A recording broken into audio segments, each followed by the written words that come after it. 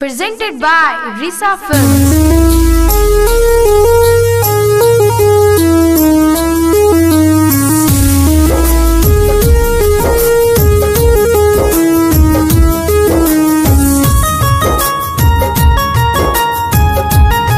ये जान हमके प्यार ना होत रहे, तू ही सिखैलू मगर आज तू ही छोड़ के जाता रू। काहे जान, काहे हम ना जियब जान, हम ना जियब।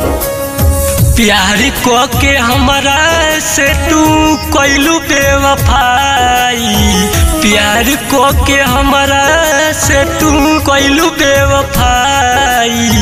खुश न रहबू तू जान ससुरा में जाई, खुश न रहबू तू जान ससुरा में जाई। घुट घुट के जियब तोहार याद जब आई, घुट घुट के जियब तोहार याद जब आई। खुश न रहबू तू जान ससुरा में जाई, खुश न रहबू तू जान ससुरा में जाई।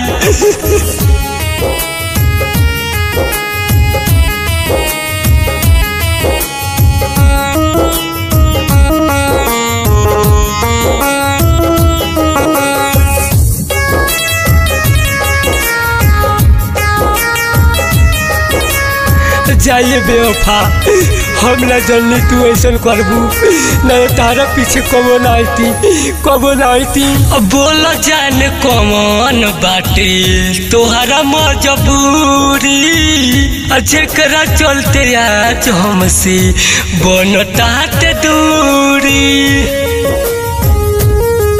ये जान ई का कोइलू, बोल जान कौन बाटे तोहरा मजबूरी, जेकरा चलते आज हमसे बनतात दूरी।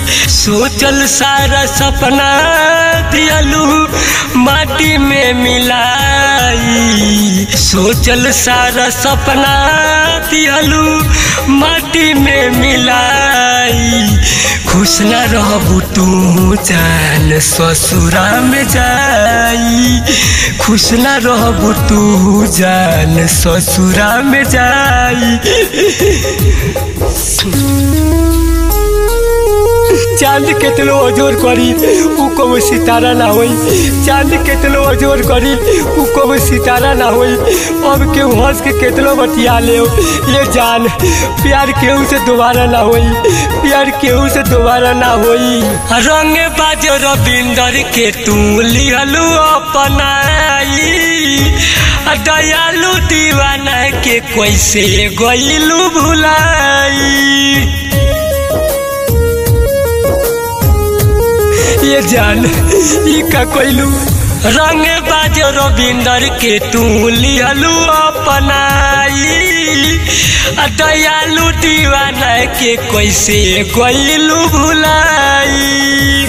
ले आके जोहर दोना हमके पियाई, ले आके जोहर दोना हमके पियाई। खुश न रहबू तू जान ससुरा में जाई, खुश न रहबू तू जान ससुरा में जाई।